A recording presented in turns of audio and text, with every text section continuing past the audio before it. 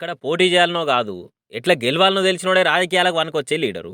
కాక మీదున్న ఏపీ పాలిటిక్స్లో ఇప్పుడు ఇదే ట్రెండ్ నడుస్తుందట. తిట్లు, బూత్ పురాణాలు, పంచులు, పంచ్ పలక్నామాలు ఎప్పుడు ఉండేటే గాని గెలుసుడు ఓడిపోడు మీద ముందుగానే చర్చలు పెట్టుకున్నాడు పాలిటిక్స్ లో కొత్త కోణము. ఒక రకంగా తెలంగాణ అసెంబ్లీ ఎలక్షన్ నేర్పిన పాఠం ఇది. జనసేన అధ్యక్షుడు పవన్ కళ్యాణ్ సారు ఇప్పుడు అదే పనిలో బిజీగా ఉన్నాడట.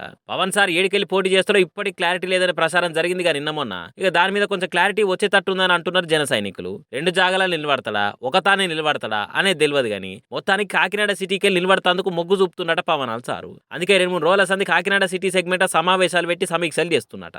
ఇప్పటికి 50 డివిజన్లలో లీడర్లతో స్పెషల్ మీటింగ్లు పెట్టిననే ముచ్చట ఏపీ పొలిటికల్ చౌరస్తాల కాడ కోడే కూసి కూరే వడ్డిస్తుందట.